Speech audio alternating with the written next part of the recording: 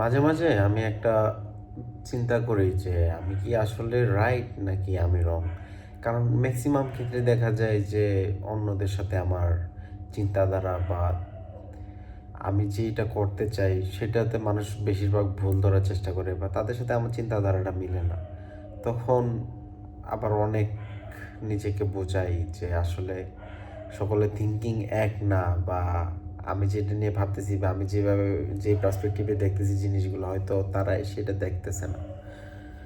আবার মাঝে মাঝে ভাবি যে সবাই কিভাবে রং হইতে পারে, আমি একা কেমনে রাইট হই। আমার উপরে আবার নার্সিসিজম পুরোপুরি ভর করে বসছে না তো, যে আমি আসলে শুধু আমারটাই বুঝি, আমারটাই দেখি। একটু কনফিউজড। বাট একটা জিনিস আছে যে আপনি যদি একটা ডিফারেন্ট লাইন বা ডিফারেন্ট পথে না হাঁটেন, মানে অ্যাজ ইউজুয়াল সকলে যা করতেছে তার মধ্যে আটকে থাকবেন। আমি মনে প্রাণে এটা বিশ্বাস করি, সেই কারণেই মূলত অনেকে অনেক কিছুতে বাধা দেয় বা অনেকেই অনেক কিছু করতে না করে। রিস্ক আছে, অনেক কিছুই বলে। বলার পরেও আমি কেন জানি মনে প্রাণে বিশ্বাস করি আমার মধ্যে ওই ক্যাপাবিলিটিটা আছে যে আমি রিস্কটা হ্যান্ডেল করতে পারবো, আমি রিস্ক ম্যানেজ করে সেই আমার গোল পর্যন্ত পৌঁছাইতে পারবো।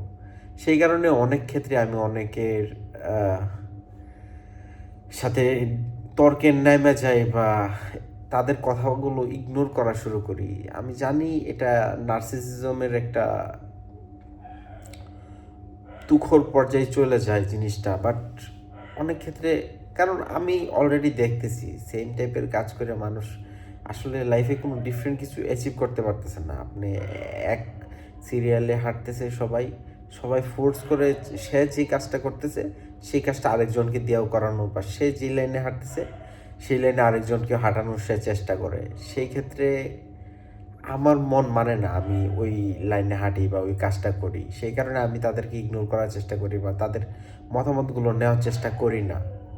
এখন গভীর রাত, ঘুম আসতেছে না এবং শেষে রিলস দেখতেছি, হট করে মাথার মধ্যে এই চিন্তাটা আসলো যে আসলে কি আমি রং কিনা।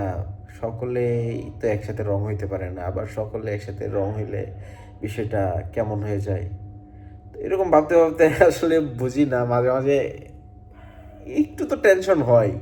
বাট দিন শেষে আমার কাছে মনে হয় যে আমি পারবো, আমাকে দিয়ে সম্ভব। এবং আমি কোনো সময় রিস্ক নিতে ভয় পাই না, বা আমি কোনো সময় ভয় পাই না যে লাইফে কী হবে। লাইফে সর্বোচ্চ যেই পরিণতিটা হইতে পারে মৃত্যু, এবং আমি সেটা জড়ায় নিতে প্রস্তুত আছি। সেই কারণে হয়তো আমার মধ্যে সেই ভয়টা আর কাজ করে না এখন।